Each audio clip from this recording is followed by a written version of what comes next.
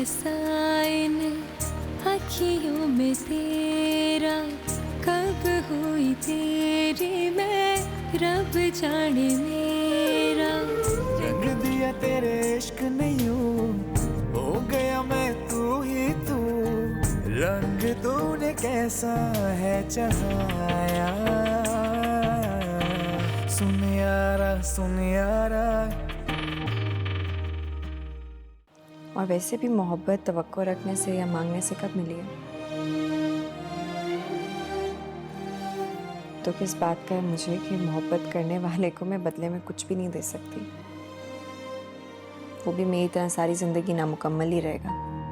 अच्छा तुम उसे फोन ट्राई करो। एक तो जब गुस्से से घर से बाहर जाता है मेरा तो दिल ही घबराता रहता है। देखो ना तलाल, जैसा हम सोचते हैं और चाहते हैं वैसा नहीं होता, लेकिन जैसा दिखाई देता है वैसा भी तो नहीं होता। तुम्हें आइंदा यहाँ आने की ज़रूरत नहीं है और मैं तुम्हें यहाँ पर मिलूंगी भी नहीं, क्योंकि अब मैं शादी कर रही हूँ। सुन यारा सुन यारा।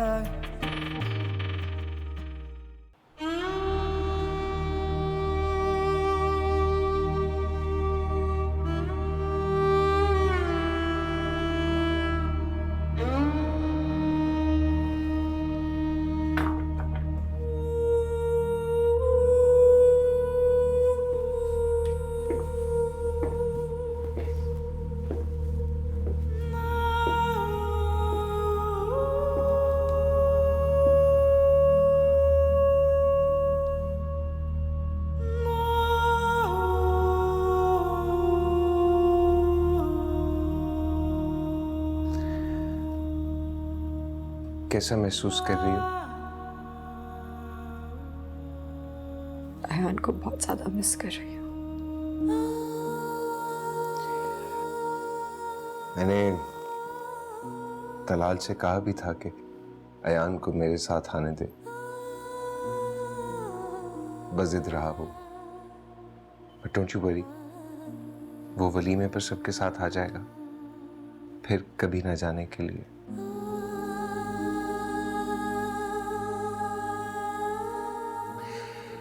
ये बीजान ने कड़े बनवाए हैं आपके लिए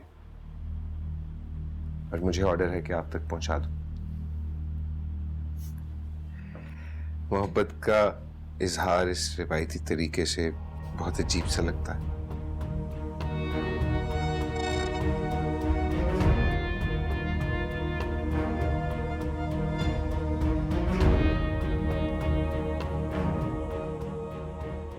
मैं सोना चाहती हूँ कुछ देर, प्लीज मुझे तन्हा छोड़ सकते हैं? अब तुम शावर ले लो, फ्रेश फील करोगी। मैं सिर्फ सोना चाहती हूँ, बहुत थकान महसूस कर रही हूँ मैं। मगर लाली, मुझे तुमसे बहुत सारी बातें करनी है। हो सकता है कि मेरी बातों से तुम्हारी थकान उतर जाए। बातें सुबह भी हो सकती है मुस्तफ़ा, और रही बात मेरी थकान की, तो मुझे नहीं लगता कि वो जिंदगी भर अब उतर सकती है। जब जब मैंने आपको अपनी राह में आता पाया, कितनी कोशिश की आपको रोकने की, पर नहीं रुके ना। बल्कि आप तो बज़िद थे कि ये जुआ खेल कर ही रहेंगे। मैं आपको बताती चलूं, मैं यहाँ आपकी जीत बनकर नहीं आई हूँ।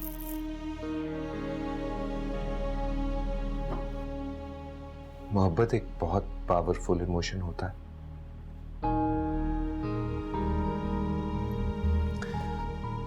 अगर ये फासलों में इतनी शिद्दत पैदा कर देता है तो गुर्बत तो इसे बुलंदियों तक पहुंचा देगी। खुशफहमी है आपकी। आप किसी के नजदीक आ सकते हैं, उसे छू भी सकते हैं शायद, पर दिल तक नहीं उतर सकते। दिल तक पहुंचने के लिए गुर्बत नहीं, तलब का होना जरूरी है। और जो तलब से मिला ही ना हो उसका मिलना क्या तो ना मिलना क्या। Excuse me. इश्क दे रस्ते चलना नी सौखा, करके वफावा लबदाए धोखा। हाँ जुआं च डूब गए जख्म ये सारे, दर्द इश्क दा सहना है औखा। रंग तूने कैसा है जहाया, सुन यारा सुन यारा।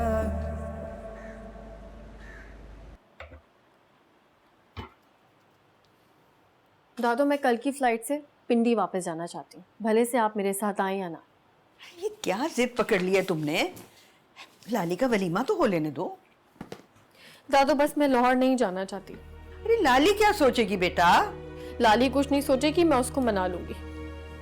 दादू, आप मेरे साथ नहीं जाना चाहती तो कोई बात नहीं, लेकिन एक बात कान खोलकर सुन ले, मैं सिकंदर विला वापस कभी नहीं आना चाहती। कैसी बातें कर रही हो तुम? ये तुम्हारा अपना घर है, यही रहना है तुमने सारी जिंदगी।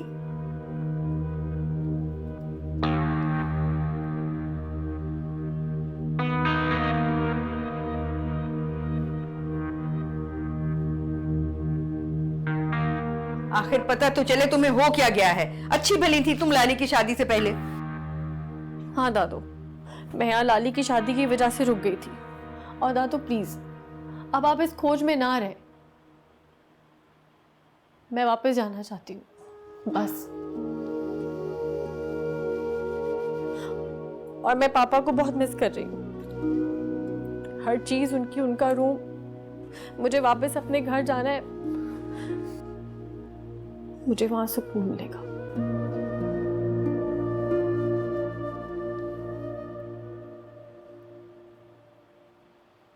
अरे आपा, रोशनी नहीं वो अचानक जाने की ठान ली है, कोई नाराजगी हो गई है क्या? अरे नहीं भाई, नाराजगी कौन सी, बस असद की याद सता रही।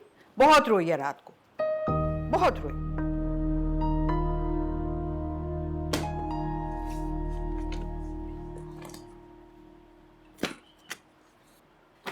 और सुनो तो तुम्हें लाली का वलीमा खुशी से अटेंड करके आना चाहिए, लेकिन तुम तो वापस आने की बात कर रही हो। मेरा जाना जरूरी है, मेरी पढ़ाई बहुत हर्ज हो रही है। अच्छा, ये ख्याल तुम्हें बहुत जल्दी नहीं आ गया? वैसे 1-2 दिन में तुम्हारी पढ़ाई पे कोई हर्ज तो होने वाला है नहीं। अलबत्ता कोई और वजह हो तो अलग बात है। जरूरी नहीं कि हर बात की कोई वजह हो, और ये भी जरूरी नहीं कि हर बात आपसे कंसल्ट की जाए। अच्छा, इसका मतलब वजह तो है, लेकिन तुम मुझे नहीं बताना चाह रही। ठीक है, तुम लाली से बात कर सकती हो, अगर तुम्हें मुझ पे एतबार नहीं तो। मुझे समझ नहीं आता मेरा जाना क्यों जरूरी है।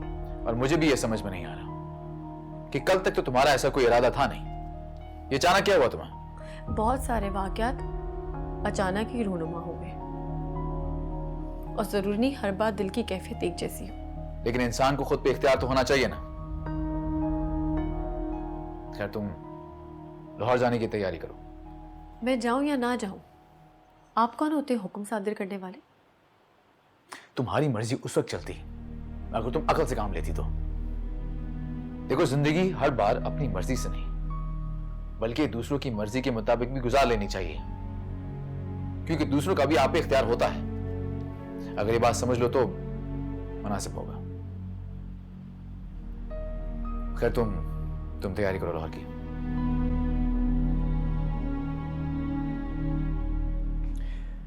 और हाँ, तुमसे वादा करता हूं मैं, वलीमे के अगले दिन तुम्हें बाहिफाजत खुद पिंडी ड्रॉप करके आऊंगा।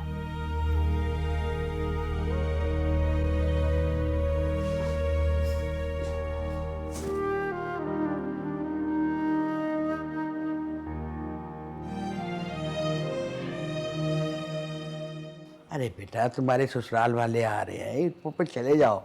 वैसे भी अपना लाली को ना ईहान का बहुत इंतजार है। लाली को पार्लर कितने बजे लेकर जाओगे? बीजन मैं तो एयरपोर्ट जा रहा हूँ। तुमने तो कहा था कि गाड़ी भिजवा दी है। जी गाड़ी तो रवाना कर दी है, लेकिन मुझे खुद भी तो जाना पड़ेगा ना। तलाल ने मना कर दिया था, बट पहली दफ़ा आ रहे हैं वो लोग, अजीब सा लगता है अगर मैं ना जाऊँ तो। चलो मैं लाली को पार्लर भेजने के लिए कोई और इंतज़ाम करती हूँ। अस्सलाम वालेकुम बीजान। वालेकुम अस्सलाम मेरी बेटी, जीती रहे, खुश रहो मेरा बच्चा। बीजान आपकी बहू पार्लर जाने से इनकारी हैं और इन्हें तो वलीमे का जोड़ा भी बहुत भारी भरकम लग रहा है। क्यों बेटा, पसंद नहीं आया? इतना अच्छा तो लगेगा वलीमे पे। नहीं बीजान, जोड़ा वाकई बहुत अच्छा है और मैं पहन लूँगी। मैं बस इतना कह रही थी कि मैं सैलून नहीं जाना चाहती तैयार होने के लिए। तो ठीक है बेटा, हम जो है ब्यूटिशियन को इधर घर पे बुला लेंगे, उससे तुम जो मर्जी है मेकअप करवा लेना।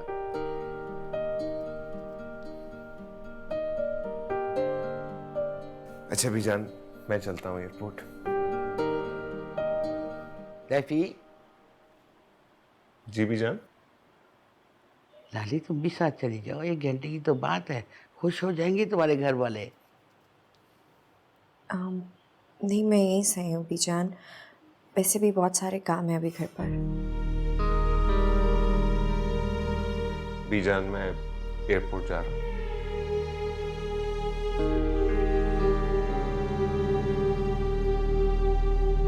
आओ बैठो बेटा, आ जाओ।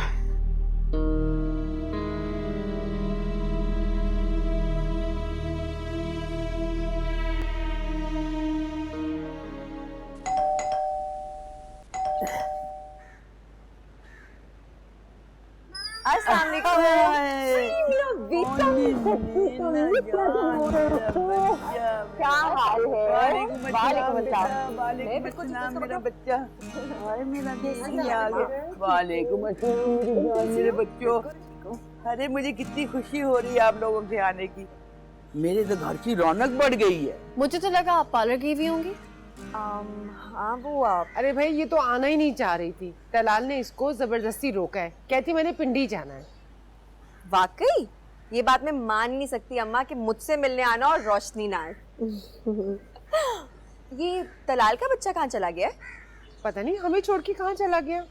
अरे बेटा वो मेरा ख्याल है लिबर्टी गया होगा। लेकिन मुझसे मिले बगैर क्यों चला गया है? आ जाएगा, मिलने का बेटा, अभी आ जाएगा। लाली अब अपना रूम दिखाएं आप मुझे, आ जाए। हाँ बिल्कुल, चलो बेटा हम लोग चलते हैं लॉन में। जी आ जाए। आओ मेरा बच्चा। हाँ क्या बात है, घर में बड़ी खामोशी है। सुबह ही कहीं गई हुई है क्या?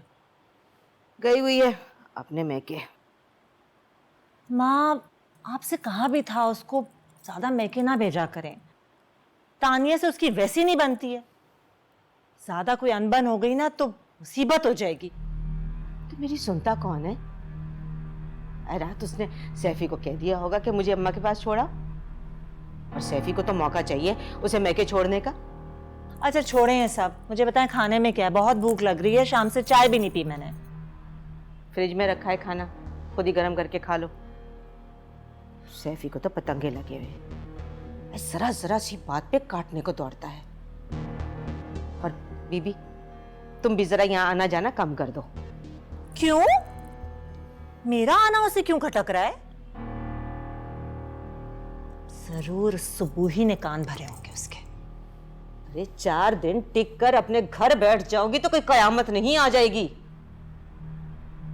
वैसे भी लाला रुख की शादी हो रही है, सैफी को खबर हो गई है, बस जब से अंगारों पे लौटे जा रहा है।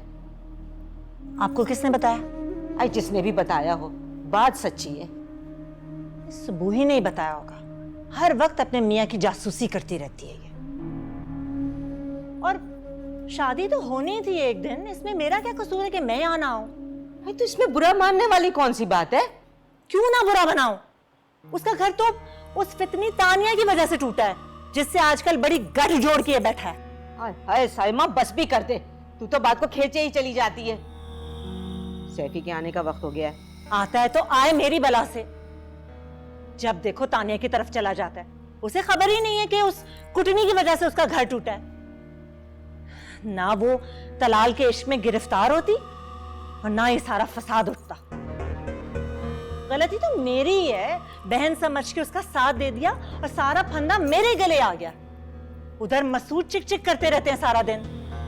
अब देखिएगा आप, हारून के सामने मैं उसकी मासूम बीवी का सारा चट्टा पट्टा खोल के रख दूंगी। माँ हाय हाय साइमा, तुम सब बहन भाई एक दूसरे के दुश्मन क्यों बन गए हो?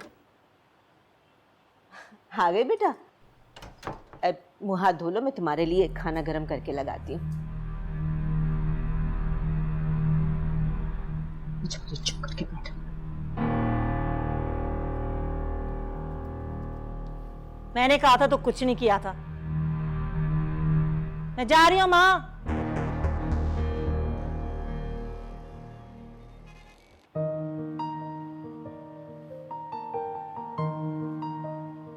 कुछ दिन तो बसो मेरी आंखों में, फिर ख्वाब अगर हो जाओ तो कहना।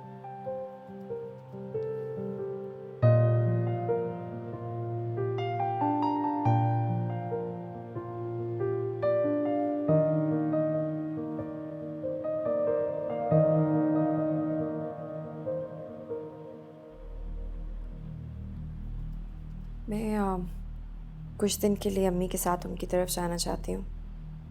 ये इजाजत मांग रही हो या इतला दे रही हो? आप इतला ही समझ लें। लाली, ये इतला तुम बीजान को दे देना। वैसे भी मैं कल बिजी हूँ, मुझे अयान को स्कूल में एडमिशन करवाने के लिए लेके जाना है। अयान मेरा बेटा है, मुझसे इजाजत लिए बगैर आप कैसे उसके लिए इतना बड़ा फैसला कर सकते हैं? लाली देखो, इजाजत की जरूरत वहां पड़ती है जहां रिश्तों में कोई रवादारी हो। क्या तुम्हारे मेरे बीच में ऐसा कोई ताल्लुक है? तुमने मुझे इतला दी, मैंने सोचा मैं भी तुम्हें इतला दे देता हूं।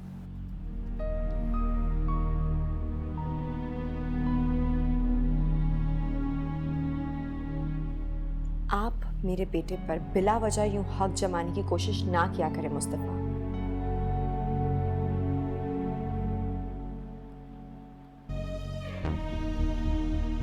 तो फिर अयान को उसके हवाले कर दो ना, जिसका अयान पर हक है, कानूनी और शरई। मैं अयान को उसका हक दे रहा हूं लाली, मैं उसका हक नहफ नहीं कर रहा। तो एक बात बताएंगे आप मुझे, जिसके बगैर एक लम्हा भी नहीं रह सकती मैं, उसके बगैर इतने दिन कैसे रहूंगी मैं वहां?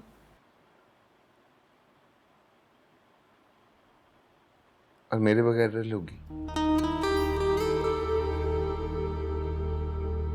लाली देखो, मैंने अयान को पुल बनाने की कोई कोशिश नहीं की।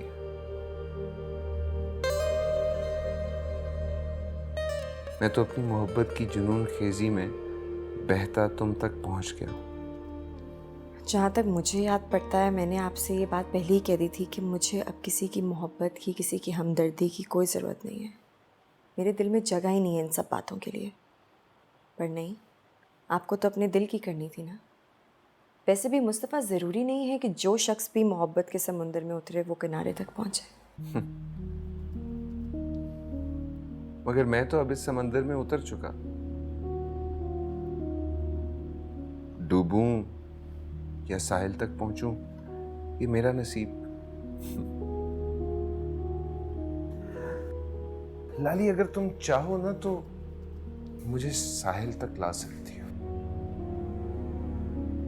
या फिर साहिल पर खड़ी मेरे डूबने का तमाशा देखती रहो। ठीक?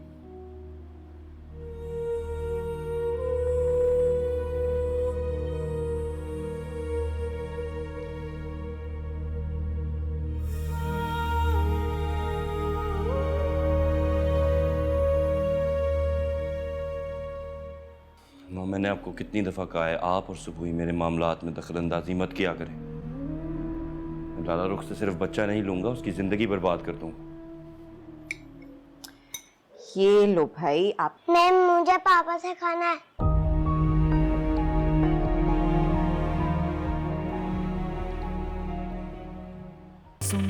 सुन यारा। जब से लाली के कदम इस घर में पड़े हैं सारा घर रोशन हो गया और मुझ में तो जान में जान आई है। खुदा आपकी खुशियों को सलामत रखे।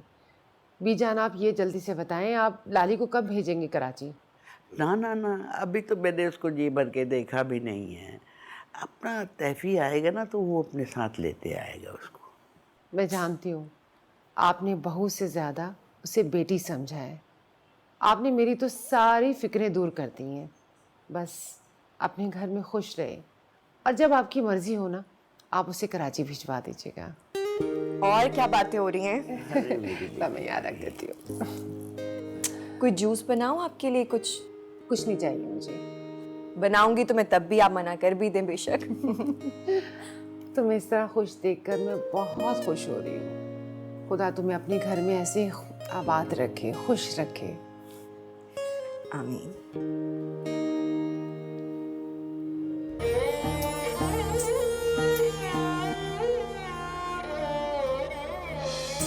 आंचल में भर के फूल ये सारे, खुशबू से भर दूं मौसम तुम्हारे। खुश हो रहे हैं सपने हमारे।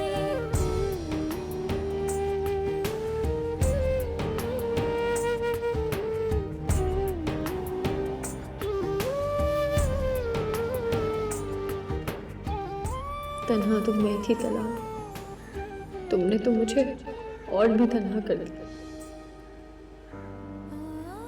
मैंने तुम्हारी खुशी की खातिर रोशाना का रिश्ता कबूल किया। अब तुम्हें भी मेरी खुशी का ख्याल रखना होगा, वरना रोशाना को तलाक देने में मैं एक लम्हा नहीं लगाऊंगा।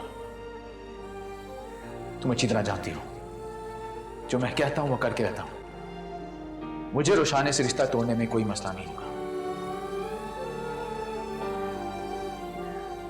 कितनी अजीब बात है ना रोशनी। जिन लोगों पर हम सबसे ज्यादा एतमाद करते हैं वही हमारे लिए उलझने और तकलीफें लेकर आते हैं। सुन यारा तेरे इश्क दा छोना पाया। तो मैं आप ही को कॉल करने वाली थी। अच्छा वो आप आ गए। आपकी अमानत वापस करनी थी मुझे। वो लाला रुख की शादी हो गई है ना, वो चली गई है लाहौर। अब ये सारी चीज़ें उसके घर वाले तो नहीं लेंगे। हम इंतज़ार करते हैं कि लाला रुख वापस आ जाए। मेरे बच्चे को वो कैसे ले जा सकती है अपने साथ? भाई ना वो आदमी उसका शरई बाप है ना कानूनी। हाँ पर वो उसकी माँ है और अयान बहुत छोटा है कि वो माँ के बगैर नहीं रह सकता।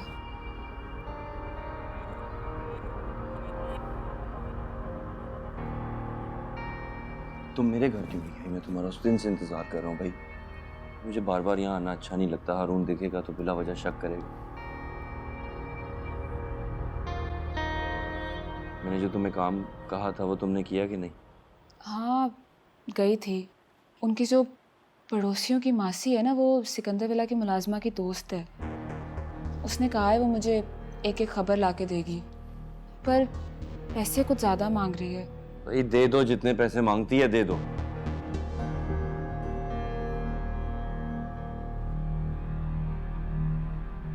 उसने तुम्हें कुछ बताया कि लाला रुख कराची कब आएगी? नहीं, मगर वो राब्ते में है। अच्छा सैफी भाई, मैं कह रही थी कि मैं ना आपको कॉल कर दिया करूँगी। वैसे भी घर नहीं आ सकती, अम्मा चिढ़ जाती हैं। और साइमा आपा, वो तो हमेशा मेरी जासूसी करती रहती हैं। साइमा से तो मैं निपट लूंगा, वही फसाद की जड़। उन्हीं का सबसे बड़ा हाथ है मेरा घर बर्बाद करने। देखो तानिया, एक तुम ही हो जिस पे मैं ट्रस्ट कर सकता हूँ।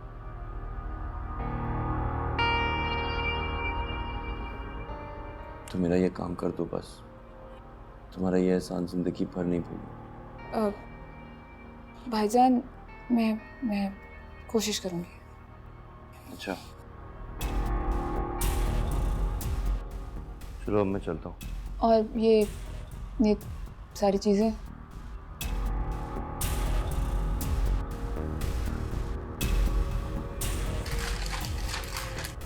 तुम ही रख लो। तुम्हारे आने वाले बच्चे के काम आएंगे।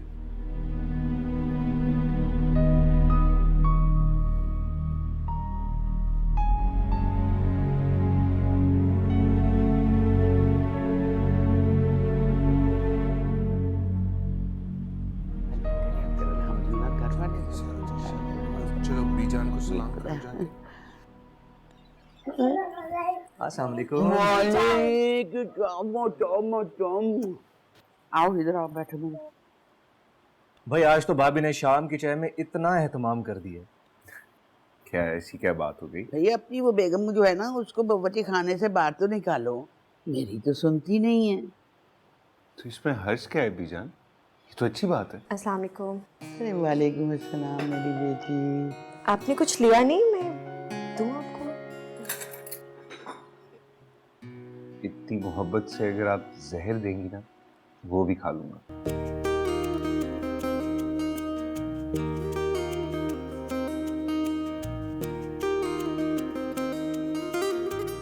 भाई ये बताओ कि मेरे बेटे का एडमिशन हुआ है कि नहीं? जी बीजान, क्यों नहीं होगा?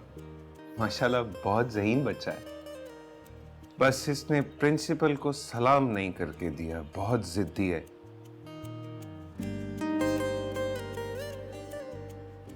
लगता है अपनी माँ पर गया है। सॉरी। इधर आना जरा। अरे बेटा, क्यों नहीं सलाम किया था आपने उनको? बुरी बात है ना, टाई होगी इस बात पे आइंदा। कुछ खाना है? क्या खाना है? वाह, कबाब खाना। एक मिनट में अभी देती हूँ, देती हूँ। पेपर्स लाए? हाँ, इसको कबाब खिलाओ। भूल गया।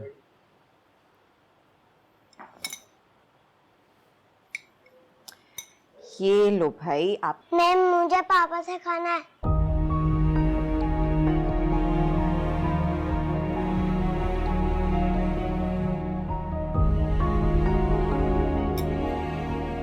आओ बेटा, मैं खिला देता हूँ।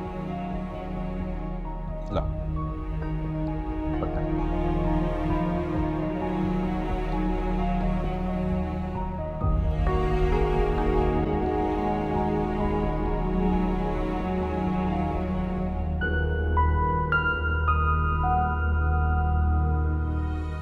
खा लिया? जल्दी से खाओ, जल्दी से।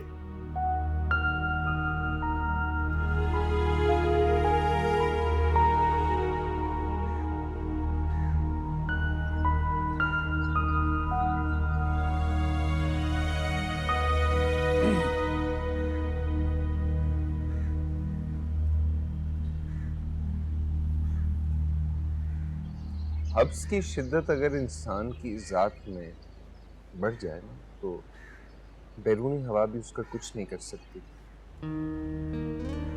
घुटन इंसान की मनफी सोचों से जन्म देती है, और इसका एक बहुत आसान सा हल है। मुस्बत सोचो, बाहर की रोशनी को अंदर आने दो, फिर देखो सब अंधेरे खुद ब खुद खत्म हो जाएंगे। Can you please leave me alone?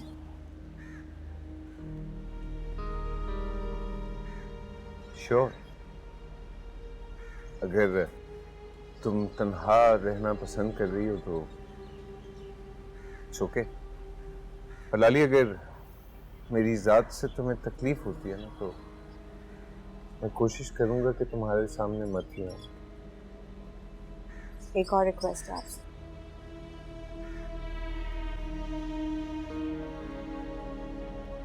मैं चाहती हूँ कि आप अयान को पापा कहना ना सिखाएं।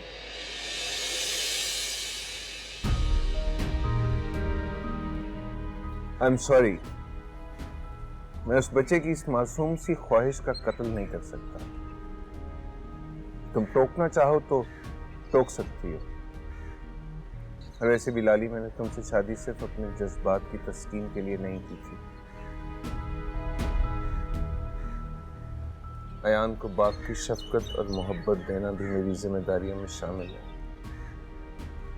और मैं अपनी जिम्मेदारियों से गाफिल नहीं हो सकता।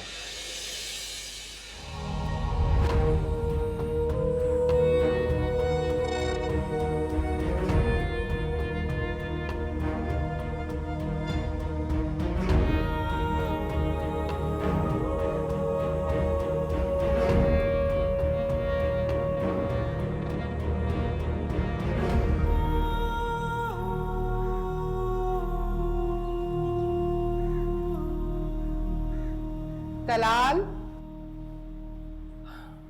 तुम्हारे कमरे का दरवाजा खुला देखा तो चली आई। तुम तो इतने मसरूफ हो गए हो कि तुम्हारा पता ही नहीं चलता कब दिन निकला कब रात हुई। मरीजों में इतने बिजी हो गए हो। बस अम्मी, काम में वक्त का पता ही नहीं चलता। वो आमना आपा की कॉल आई थी, कह रही थी कि रोशनी जब से यहाँ से गई है बस रोती रहती है, खामोश रहती है और वो रुखसती से इनकार कर रही है। क्या? लेकिन क्यों? मेरी तो खुद समझ में नहीं आ रहा। मैं तो बस यही चाह रही थी कि लाली आए तो उसे कहूँगी वो रोशनी से बात करे, लेकिन लाली को भी उसके ससुराल में बार बार फ़ोन करके तंग करना अच्छा नहीं लगता। बेहतर है तलाल के तुम ही उससे बात कर लो। आखिर वो रुखसती से इनकार क्यों कर रही है? आपने आमना खाला से पूछा? उन्हें तो खुद समझ में नहीं आ रहा। जब से पिंडी गई है उदास है और रोती रहती है। कहीं उसे असद तो नहीं याद आ रहा? मेरा ख्याल है तलाल तुम खुद रोशनी से बात करो। मैं तो चाह रही थी कि अगर लाली आ जाए तो मैं उसके साथ पिंडी चली जाऊं। एक तो आमना आपस से भी मुलाकात हो जाएगी और आमने सामने बैठ के हम बात भी कर लेंगे। और वैसे भी अब तो रोशनी के बगैर घर बिल्कुल वीरान हो गया है।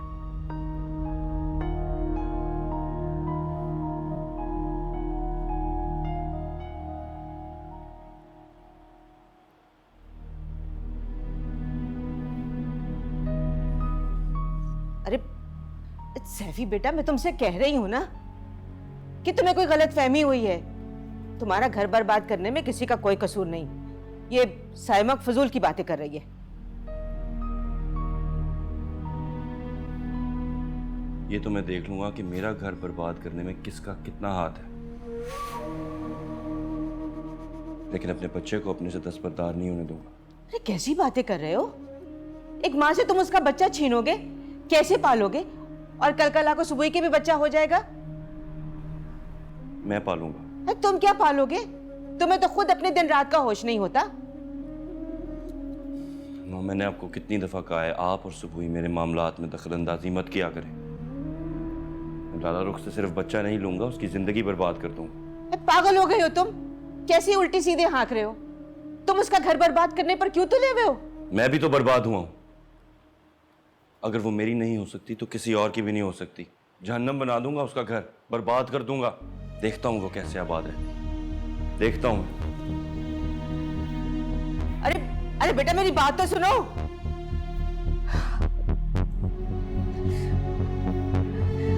या अल्लाह।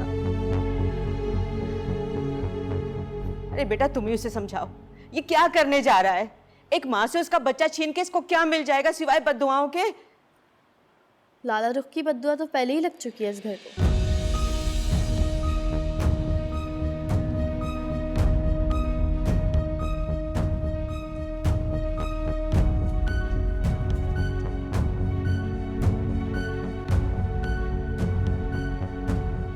ऐसा लग रहा है कि अयान मुस्तफ़ा भाई से कुछ ज़्यादा अटैच हो गया। हमें तो बिल्कुल ही भूल गया।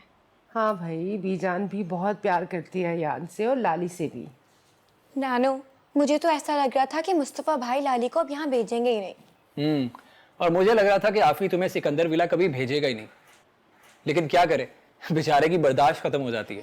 नानू, देख लें आप खुर्रम मामू को। अच्छा बस, अब तुम दोनों यहाँ से जाओ, मुझे लाली से जरूरी बात करनी, उसको भेज दो। क्यों? तो हमारी मौजूदगी में बात करने पर पाबंदी है क्या? और यूं भी आपकी बात रोशाने और तलाल से शुरू होकर उन्हीं पर खत्म होती है।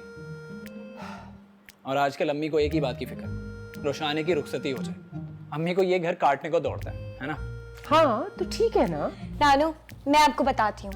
दरअसल खुर्रम मामू ये चाह रहे हैं कि रोशनी की रुखसती के साथ साथ इनकी भी उजड़ी हुई और वीरान जिंदगी में कोई बहार लाई जाए।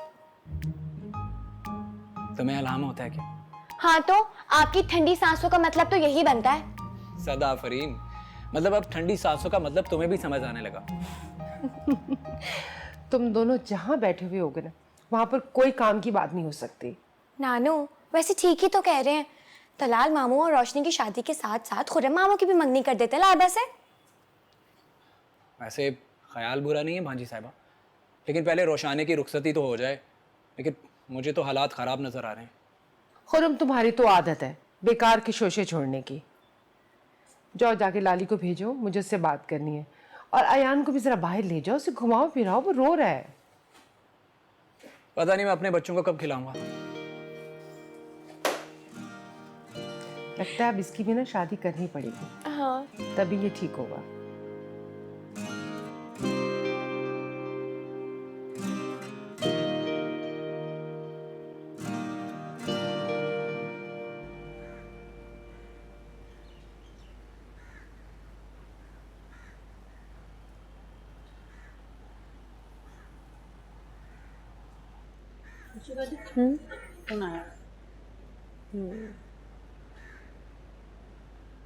हेलो।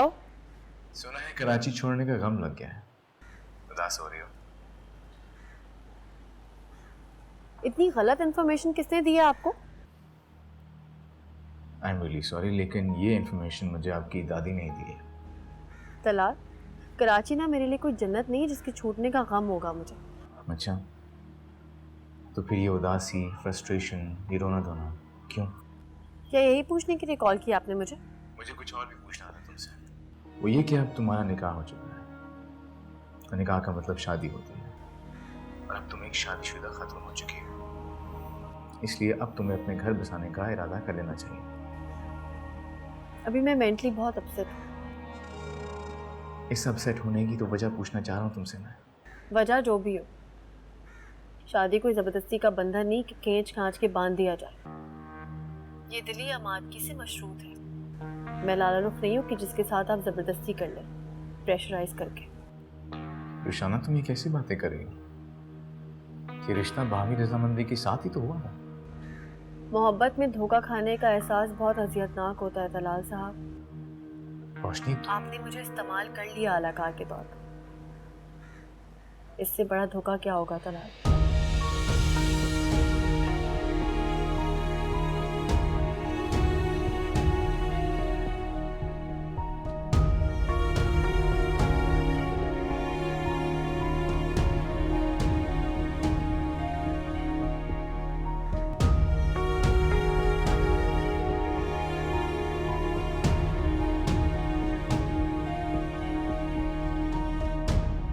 इश्क दे रस्ते चलना नी सौखा, करके वफावा लबदाए धोखा।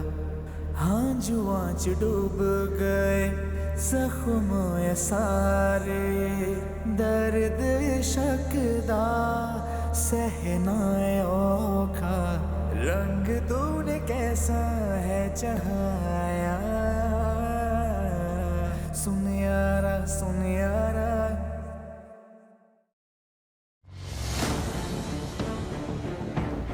क्यों आए?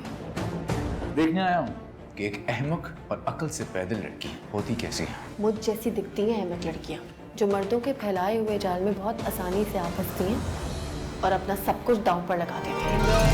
मोहब्बत कोई ज़बरदस्ती थोड़ी की जा सकती है। अगर ऐसा हो सकता है तो मुझे भी कोई तरीका बताओ। वो शादी करने के बावजूद खुश नहीं दिख रही थी। उससे आपको कोई फर्क नहीं पड़ना चाहिए, वो आपके लिए नामहरम है। लाली मेरी है। आप अपनी हद में रहेंगे तो बेहतर होगा, आपके लिए भी और मेरे लिए भी। मुझसे और मेरे बेटे की ज़िंदगी से आप बहुत दूर रहें।